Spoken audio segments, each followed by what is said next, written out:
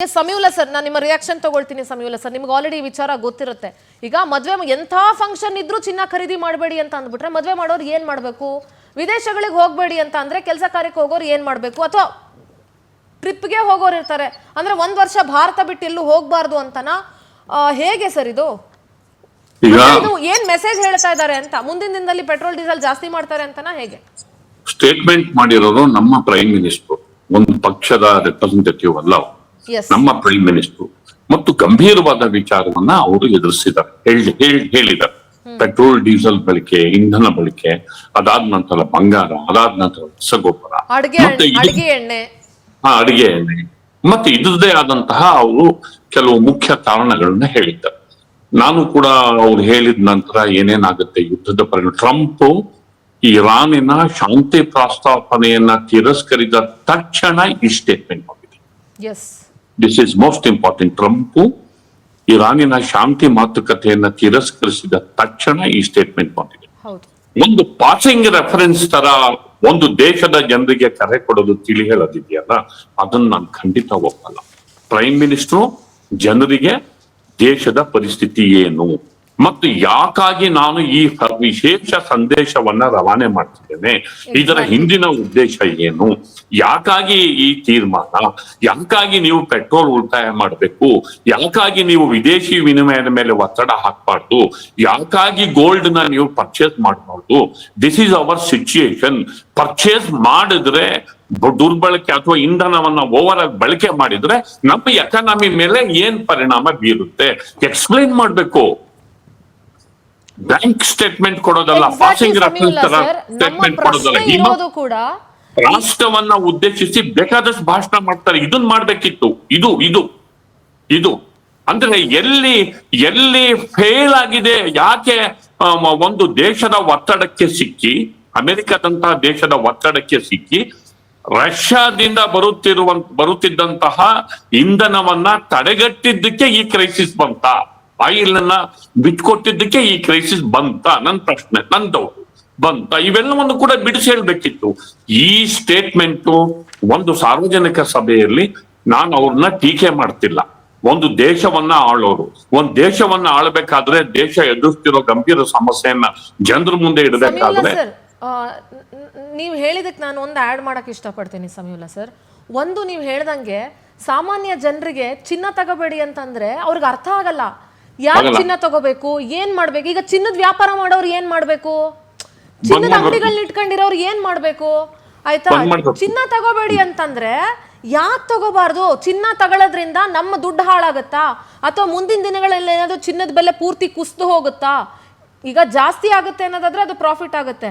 ಚಿನ್ನ 1 ವರ್ಷಗಳ ಕಾಲ ಚಿನ್ನ ತಗೋಬೇಡಿ ಅಂತಂದಾಗ ಚಿನ್ನದ ಬೆಲೆ ಏನಾದ್ರು ಪಾತಾಳಕ್ಕೆ ಹೋಗುತ್ತಾ? ಇವಾಗ ಇನ್ವೆಸ್ಟ್ ಮಾಡಿದ್ರೆ ಅದೇನಾದ್ರೂ ಲಾಸ್ ಆಗುತ್ತಾ? ಏನು ಎತ್ತ ಅನ್ನೋದ್ರ ಬಗ್ಗೆ ಕ್ಲಾರಿಟಿನೇ ಕೊಡದೆ ಒಂದಿಷ್ಟನ್ನ ಹೇಳ್ಬಿಟ್ರೆ, ಈಗ ಎಲ್ಲರೂ ಸಾವಯವ ಕೃಷಿ ಆರಂಭ ಮಾಡಿ, ಎಲ್ಲರೂ ಸಾವಯವ ಕೃಷಿ ಆರಂಭ ಮಾಡಿ ಅದ್ರಲ್ಲಿ ಅಷ್ಟು ಆಗೋದಿಲ್ಲ, ಅಸಾಧ್ಯ ಅದು. ಮತ್ತು ಕೊರೋನಾ ರೀತಿಲಿ ವರ್ಕ್ ಫ್ರಮ್ ಹೋಮ್ ಜಾರಿ ಮಾಡಿ ಅಂತಂದ್ರೆ ಇನ್ನೊಂದಷ್ಟು ಮನೆಗಳು ಹಾಳಾಗಿ ಹೋಗ್ಬಿಡ್ತವೆ. ಅದನ್ನು ಹೇಳ್ತೀನಿ. ಬಟ್ ರೀಸನ್ ಇಲ್ಲ ಅದಕ್ಕೆ, ಏನಕ್ಕೆ ಹೇಳಿದ್ರು ಅಂತ ಗೊತ್ತಿಲ್ಲ. ಸ್ವಂತ ವಾಹನ ಬಿಟ್ಟು ಬಸ್ಸು ಮೆಟ್ರೋಲ್ ಓಡಾಡಿ ಅದು ಕೂಡ 100% ಪಾಸಿಬಲ್ ಇಲ್ಲ. ಅದು practically it is not possible. ಅಲ್ಲ ಸಿಂಧೂರ ಅವರೇ, ಇಲ್ಲಿ ಏನ್ ಗೊತ್ತಾ, ಈಗ ಆಯ್ತು ನೀವು ಕರೆ ಕೊಡಿ. ಪ್ರೈಮ್ ಮಿನಿಸ್ಟರ್, ನಮ್ಮ ಪ್ರೈಮ್ ಮಿನಿಸ್ಟರ್ ಸಾರ್ವಜನಿಕ ಬದುಕಿನ ದೃಷ್ಟಿಯಿಂದ ಅವ್ರು ಕರೆ ಕೊಡ್ತಾರೆ. ನೀವು ಅಡ್ಮಿನಿಸ್ಟ್ರೇಟಿವ್ ಇದನ್ನ ಕಂಟ್ರೋಲ್ ಮಾಡೋಕೆ ನೀವು ಅಡ್ಮಿನಿಸ್ಟ್ರೇಟಿವ್ ರಿಫಾರ್ಮ್ ಅನ್ನ ನೀವೇನ್ ಮಾಡ್ತೀರಾ? ಫಸ್ಟ್ ಅನೌನ್ಸ್ ಮಾಡ್ಬೇಕು. ನೀವು ಇಂಧನ ಬಳಕೆ ಕಡಿಮೆ ಮಾಡೋದಕ್ಕೆ ಸರ್ಕಾರ ಏನ್ ಮಾಡುತ್ತೆ? ಸಚಿವರು ಯಾವ ನೀತಿ ಸಂಹಿತೆಯನ್ನು ಜಾರಿಗೆ ತರ್ತಾರೆ? ಸರ್ಕಾರದ ವಾಹನಗಳಿಗೆ ಎಷ್ಟು ಲಗಾಮ್ ಹಾಕ್ತೀರಾ ನೀವು? ಸರ್ಕಾರ ಏನ್ ಮಾಡುತ್ತೆ? ಮತ್ತೆ ಫಾರಿನ್ ಎಕ್ಸ್ಚೇಂಜ್ ಮೇಲೆ ಆಗೋ ಒತ್ತಡವನ್ನ ಕಮ್ಮಿ ಮಾಡಕ್ಕೆ ಏನ್ ಮಾಡುತ್ತೆ? ಆಲ್ಟರ್ನೇಟಿವ್ ಇಂಧನನ್ನ ಎಲ್ಲಿಂದ ತರಿಸ್ಕೊಳ್ಳುತ್ತೆ? ಆಲ್ಟರ್ನೇಟಿವ್ ಇಂಧನ ಪ್ಲಾನ್ ಬಿ ಏನು, ಎಲ್ಲಿಂದ ತರಿಸ್ಕೊಳ್ಳುತ್ತೆ? ಚೀನಾದಿಂದ ರಷ್ಯಾದಿಂದ ತರಿಸ್ಕೊಳ್ಳೋದಕ್ಕೆ ಅಮೆರಿಕ ನಮಗೆ 1 ತಿಂಗಳು ಪರ್ಮಿಷನ್ ಕೊಟ್ಟಿದೆ. ರಷ್ಯಾದಿಂದ ತರಿಸ್ಕೊಳ್ಳಕ್ಕೆ ಅಮೆರಿಕ ನಮಗೆ ಪರ್ಮಿಷನ್ ಕೊಟ್ಟಿತ್ತು. ಟ್ರಾನ್ಸ್ಪರೆನ್ಸಿನೇ ಇಲ್ಲ ಸರ್, ಇಲ್ಲಿ ಪಾರದರ್ಶಕತೆನೇ ಇಲ್ಲ ಇಲ್ಲಿ. ಈಗ ಹೇಳಿದ್ರು ನಮಗೇನು ಪ್ರಾಬ್ಲಮ್ ಆಗಲ್ಲ, ನಾವು ಸೆಕ್ಯೂರ್ ಆಗಿದ್ದೀವಿ, ನಮ್ ದೇಶಕ್ಕೆ ಏನೂ ಪ್ರಾಬ್ಲಮ್ ಆಗಲ್ಲ ಅಂತ ಹೇಳಿದ್ರು. ಆಮೇಲೆ ಕಮರ್ಷಿಯಲ್ ಸಿಲಿಂಡರ್ಗಳೆಲ್ಲ ಸಮಸ್ಯೆ ಆಯ್ತು, ಡೊಮೆಸ್ಟಿಕ್ ಸಮಸ್ಯೆ ಆಯ್ತು. ಕಮರ್ಷಿಯಲ್ ಸಿಲಿಂಡರ್ ಬೆಲೆನ ಒಂದೇ ಸಲ 900 ಚಿಲ್ಲರೆಗೆ ಆತರ 3 ಸಲ ಜಾಸ್ತಿ ಮಾಡ್ಬಿಟ್ರು. Prime minister statement economic slow down ಆಗುತ್ತಾ ಅನ್ನುವ ಅನುಮಾನಕ್ಕೆ ಎಡೆ ಮಾಡಿ ಕೊಟ್ಟಿದೆ. ಎಸ್ ರತನ್ ಏನ್ ಹೇಳ್ತೀರಿ?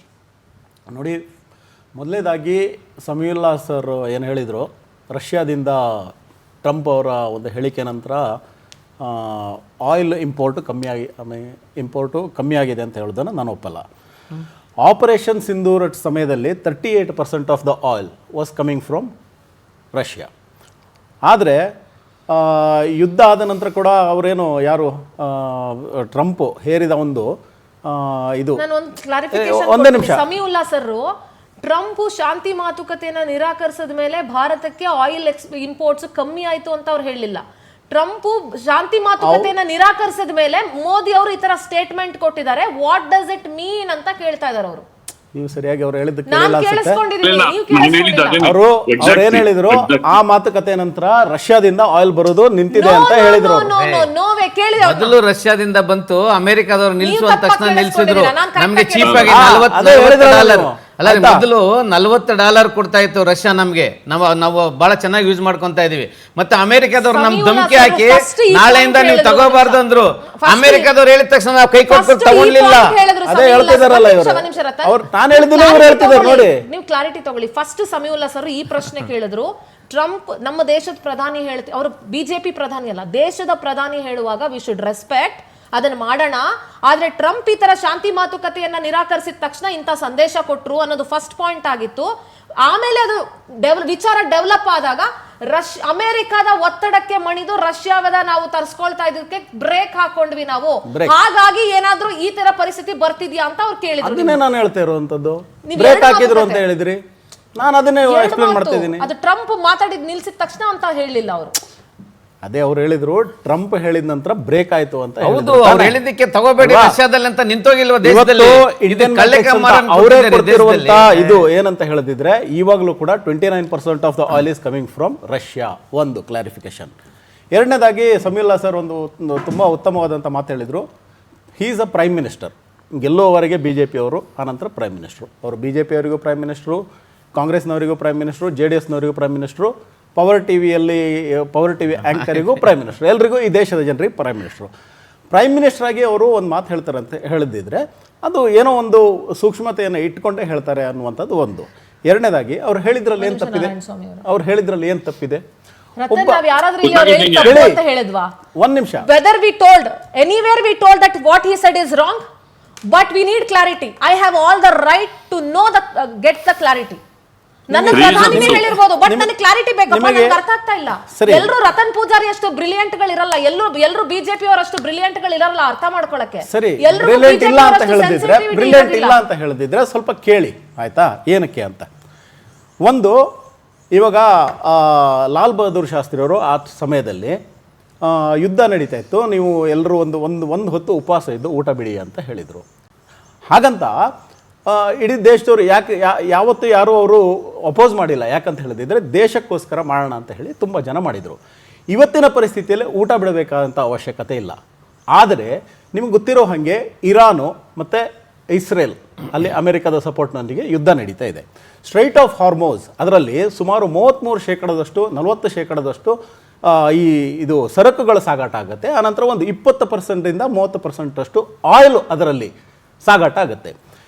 ನಿನ್ನೆ ಇದು ಟ್ರಂಪ್ ಇನ್ನೊಂದು ಅಂದರೆ ಶಾಂತಿ ಮಾತುಕತೆಯನ್ನು ಅವರು ತಿರಸ್ಕಾರ ಮಾಡೋದ್ರಿಂದ ಪುನಃ ಅಲ್ಲಿ ಸ್ಟ್ರೈಟ್ ಆಫ್ ಹಾರ್ಮೋಸ್ ಅಂತ ಹೇಳಿದ್ರೆ ಇರಾನ್ ಮೇಲೆ ಯುದ್ಧ ಆಯಿತು ಅಂತ ಹೇಳಿದ್ರೆ ಅವರು ಆ ಹಾರ್ಮೋಸನ್ನು ಬಂದ್ ಮಾಡ್ತಾರೆ. ಬಂದ್ ಮಾಡದಿದ್ರೆ ಅಲ್ಲಿ ಪುನಃ again 30% of the 20-30% of the ಆಯಿಲಿಗೆ ಸಾಗಾಟಕ್ಕೆ ಕಷ್ಟ ಆಗುತ್ತೆ. ಆದ್ದರಿಂದಾಗಿ ಬರುವಂಥ ದಿನಗಳಲ್ಲಿ ಪುನಃ ಯುದ್ಧ ಆಗ್ಬೋದು. ಆದರೆ ನೀವೆಲ್ಲರೂ ಒಂದು ಸ್ವಲ್ಪ ಒಂದು ಸಾವಧಾನ ಇರಿ. ಇದು ಯಾವುದು ಪೆಟ್ರೋಲ್ ಜಾಸ್ತಿ ಯೂಸ್ ಮಾಡೋ ಬದಲು ಎಲೆಕ್ಟ್ರಿಕ್ ಅನ್ನ ಯೂಸ್ ಮಾಡಿ. ಆನಂತರ ಗೋಲ್ಡ್ ಅನ್ನ ತೆಗೆದುಕೊಳ್ಳೇಬೇಡಿ ಅಂತ ಹೇಳಿಲ್ಲ. ಮದುವೆ ಇದ್ರೆ ನೀವು ಸರಿಯಾಗಿ ಆ ಭಾಷಣವನ್ನು ಕೇಳಿ. ಮದುವೆ ಕೇಳಿ, ನಾ ಫಸ್ಟ್ ಹೇಳ್ತೀನಿ ಕೇಳಿ. ನೀವು ಮದುವೆ ಎಲ್ಲ ಇದ್ರೆ ಎಷ್ಟು ಬೇಕೋ ಅಷ್ಟನ್ನ ಖರೀದಿ ಮಾಡಿ, ಆದರೆ ಹೋರ್ಡಿಂಗ್ ಅದೇ ಹೇಳ್ತೇನೆ, ಅಲ್ಲಿ ಬರ್ತಾ ಇದ್ದೀನಿ. ಇವಾಗ ನೋಡಿ, ಈ ಯುದ್ಧ ಆದದಿದ್ರೆ ಚಿನ್ನದ ಬೆಲೆನ ಶೂಟಪ್ ಆಗುತ್ತೆ ಆಯ್ತಾ. ನಾವು ಚಿನ್ನವನ್ನ ಬೇರೆ ಕಡೆಯಿಂದ ಆಮದು ಮಾಡಬೇಕು, ಅದಕ್ಕೆ ಡಾಲರ್ ಕೊಡಬೇಕಾಗತ್ತೆ. ಡಾಲರ್ ಬೆಲೆ ಜಾಸ್ತಿ ಆಗುತ್ತೆ, ರುಪಿ ಪುನಃ ಡೌನ್ ಆಗುತ್ತೆ ಆಯ್ತಾ. ಒಂದು. ಎರಡನೇದಾಗಿ ಚಿನ್ನ ನಮ್ಮಲ್ಲಿ ಇಲ್ಲ.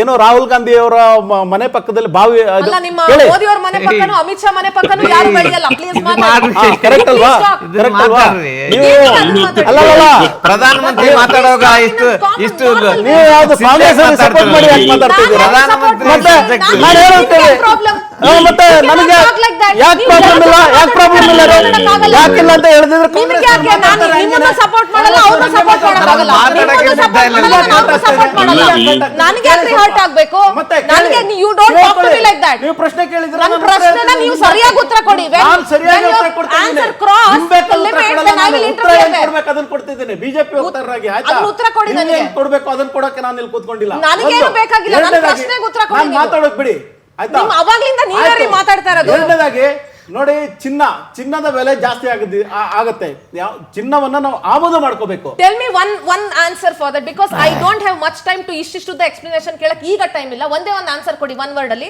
ಚಿನ್ನ ಜಾಸ್ತಿ ತಗೋಬಾರ್ದು, ಶೂಟ್ ಅಪ್ ಆಗುತ್ತೆ ಪ್ರೈಸಸ್.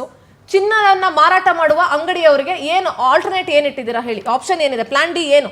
ನೋಡಿ ಎಲ್ಲೂ ಚಿನ್ನ ತಗೋಬೇಡಿ ಅಂತ ಹೇಳಿಲ್ಲ, ಸರಿಯಾಗಿ ಕೇಳ್ಕೊಳ್ಳಿ. ಚಿನ್ನ ಎಷ್ಟು ಬೇಕು, ಮದುವೆ ಬೇಕು, ಅದಕ್ಕೆಲ್ಲ ಎಷ್ಟು ಬೇಕೋ ಅಷ್ಟನ್ನ ತಗೊಳ್ಳಿ. ಆದರೆ ಹೋಲ್ಡಿಂಗ್ ಮಾಡೋದು ಜಾಸ್ತಿ, ಇವಾಗ ಅಲ್ಲಿ ಜಾಸ್ತಿ ಬೆಲೆ ಜಾಸ್ತಿ ಆಗುತ್ತೆ ಆದ್ರಿಂದಾಗಿ ನಾವು ಒಂದು ಪ್ಯಾನಿಕ್ ಬೈಯಿಂಗ್ ಅಂತ ಹೇಳ್ತಾರೆ ಗೊತ್ತಾ.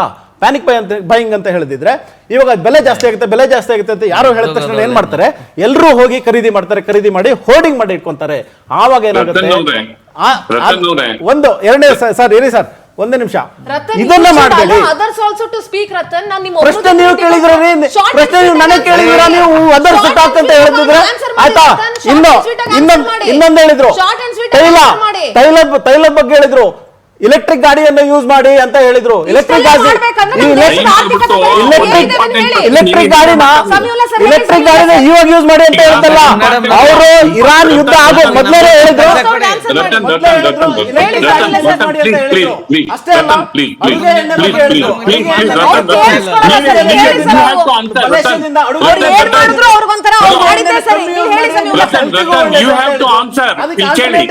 ಪ್ರಧಾನಿಯವರ ಇವತ್ತಿನ ಭಾಷಣದ ಹಿಂದೆ ಡೀಸೆಲ್ ಮತ್ತು ಪೆಟ್ರೋಲ್ ದರ ಬರುವ ದಿನಗಳಲ್ಲಿ ದೊಡ್ಡ ಪ್ರಮಾಣದಲ್ಲಿ ಇನ್ಕ್ರೀಸ್ ಆಗುತ್ತೆ, ಅದಕ್ಕೆ ನೀವು ಸಜ್ಜಾಗಿ ಅಂತ ಹೇಳೋದಕ್ಕೆ ಇವರು ರಂಗವನ್ನ ಸಜ್ಜು ಮಾಡಿದಾರ ಅಂತ ನನ್ನ ಪ್ರಶ್ನೆ. ಅದನ್ನ ಹೇಳ್ಬಿಡಿ. ನಾವು ಅದನ್ನೇ ಹೇಳ್ತಾ ಇರೋದು ಸರ್. ಇವಾಗ ಚಿನ್ನವನ್ನ ಎಷ್ಟು ಬೇಕೋ ಅಷ್ಟನ್ನು ಮಾತ್ರ ಖರೀದಿ ಮಾಡಿ ಅಂತ ಅಲ್ಲಿಗೆ ಬರ್ತೀನಿ. ಇದನ್ನ ಇವಾಗಲ್ಲ, ಅವರು ಇರಾನ್ನ ಯುದ್ಧಕ್ಕಿಂತಲೂ ಮೊದಲೇ ಹೇಳಿದ್ರು ಆಯ್ತಾ.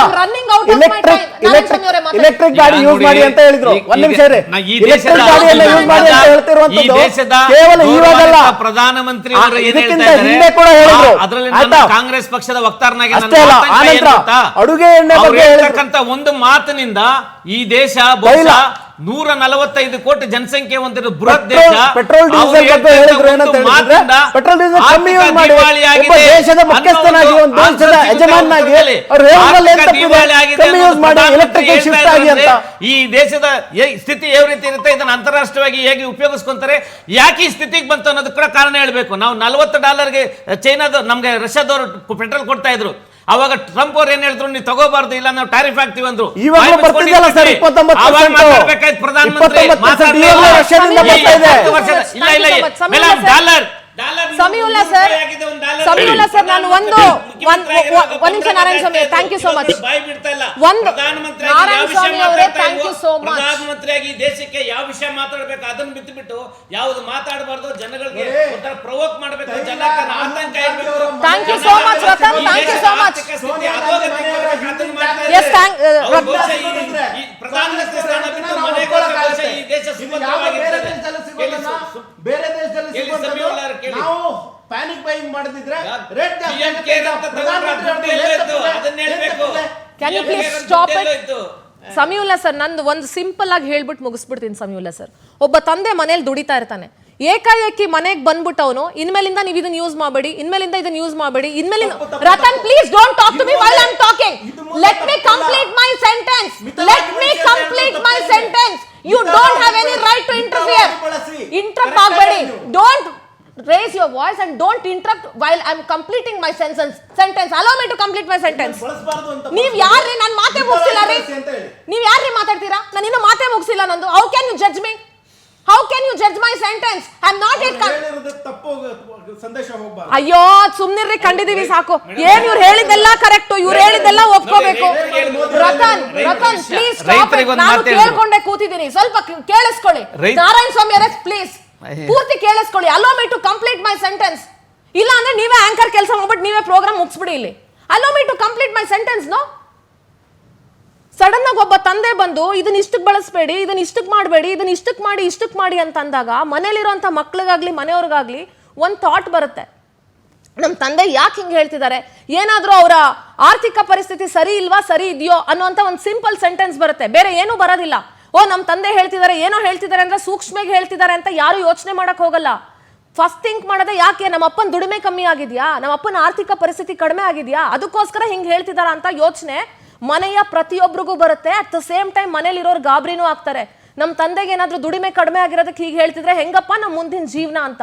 It is very simple. ನಾವೇನು ಕೇಳ್ತಾ ಇದೀವಿ ಅದೇ, ಆ ತಂದೆ ಕೂತ್ಕೊಂಡು ಮನೆಯಲ್ಲಿ ನನ್ನ ಪರಿಸ್ಥಿತಿ ಹೀಗಿದೆ ಅಂತ ಅಟ್ಲೀಸ್ಟ್ ಮನೇಲಿ ಯಾರಾದ್ರೂ ದೊಡ್ಡವ್ರ ಹತ್ರ ಆದ್ರೂ ಹೇಳಿದ್ರೆ ಅರ್ಥ ಮಾಡ್ಕೋತಾರೆ.